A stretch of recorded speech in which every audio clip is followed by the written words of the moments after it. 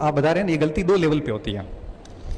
आप परीक्षा हॉल के अंदर जब प्रश्न हमें लग रहा है कि उत्तर यही है, फिर भी हम दूसरा करके आते हैं, इसके पीछे दो कारण होते हैं, दो जगह सुधार करने की आवश्यकता होती है। पहला ड्यूरिंग प्रिपरेशन, तैयारी के दौरान, और दूसरा परीक्षा हॉल के दौरान। तैयारी के दौरान हमें दो तीन चीजें ध्यान रखनी होती हैं, तब दिक्कत नहीं आती है। जैसे मटेरियल हमेशा सीमित रखो। अगर आपने एक ही विषय वस्तु की तीन तीन किताबें पढ़ ली तो अब लास्ट में उसको कलेक्ट कर नहीं पाओगे, परीक्षा में हर प्रश्न में आपको दो दो उत्तर नजर आएंगे। जितना मटेरियल सीमित होगा उतनी एक्यूरेसी शानदार होगी। पहली गलती हम ये करते हैं कि हम किताबें इकट्ठी कर लेते हैं। दूसरी बात, मटेरियल सीमित होने के बाद में उसको अगर 6-7 बार कंटिन्यूसली बार बार उसको रिवीजन करते हैं तो तथ्य ऐसे याद होते हैं कि हमें पता रहता है कि किताब के किस भाग में लिखा हुआ है। मजाल है कि वो प्रश्न गलत हो जाए बाद में। दूसरी बात और तीसरी बात, अब मटेरियल सीमित है, बार बार रिवीजन हो गया, अब उसका करो अभ्यास।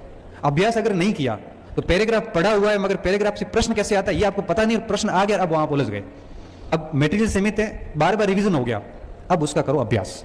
अभ्यास अगर नहीं किया तो पैराग्राफ पढ़ा हुआ है मगर पैराग्राफ से प्रश्न कैसे आता है ये आपको पता नहीं, प्रश्न आ गया, अब वहां उलझ गए। क्योंकि जैसे मैं आपको अपने गद्यांश आता था, आपको पता होगा पठित और अपठित गद्यांश। गद्यांश को पढ़ने के बाद जब हम सवाल पढ़ते थे उसके बाद आपको पता वापस गद्यांश पढ़ना पड़ता था, क्योंकि गद्यांश पढ़ लिया फिर सवाल पढ़ने के बाद याद आता था यार गद्यांश को वापस देखना पड़ेगा। क्यों? क्योंकि जब गद्यांश पढ़ा था उस समय मैंने ये नहीं सोचा कि इसमें सवाल कैसा आता है, लेकिन सवाल जब पढ़े तब पता चला कि अब हमें गद्यांश को पढ़ना है, क्योंकि अब हमें देखना है कि इसमें सवाल कैसे आता है। इसलिए कहते हैं कि जब आप एक बार थियरी पूरी कर लेते हो उसके बाद उसका पूरा सांगो पांग, राजस्थानी में कहते हैं ना, वैसे पूरा अभ्यास करो। एक बार अभ्यास करने के बाद वापस उस कंटेंट को पढ़ो, आपका पढ़ने का दृष्टिकोण बदल जाएगा। एक तो ये काम करने की आवश्यकता है। और बच्चे यही गलती करते हैं, फिर दोष देते हैं एग्जाम हॉल में। दोष हॉल का नहीं है। मैं आपसे पूछूं कि भारत की राजधानी कहां है, आप बड़ी खुशी खुशी कहोगे सर नई दिल्ली। क्यों? इसको इतना पढ़ा है कि याद है, इसमें कंफ्यूजन की कोई गुंजाइश नहीं है। लेकिन मगर ये आपको मैं कहूं ना कि भारत की राजधानी दिल्ली होने से पहले कलकत्ता थी, कलकत्ता किसने स्थापित की थी? जोर आ जाएगा उत्तर देने में। क्यों? पढ़ा नहीं है। इसलिए मैं ये कहता हूं कि दो चीजों पे काम करिए। अगर आप चाहो कि भाई आपको आता हुआ गलत नहीं हो तो मटेरियल सीमित रखें, बार बार रिवीजन करें और भरपूर अभ्यास करें, और फिर देखना एग्जाम हॉल के अंदर जाओ, प्रश्न को हिंदी और इंग्लिश दोनों में पढ़ो, एक एक ऑप्शन को एलिमिनेट करो, फिर देखना आपका 5-7% से ज्यादा खराबी नहीं होगी। और ये सिलेक्शन है, और ये बहुत जरूरी होता है।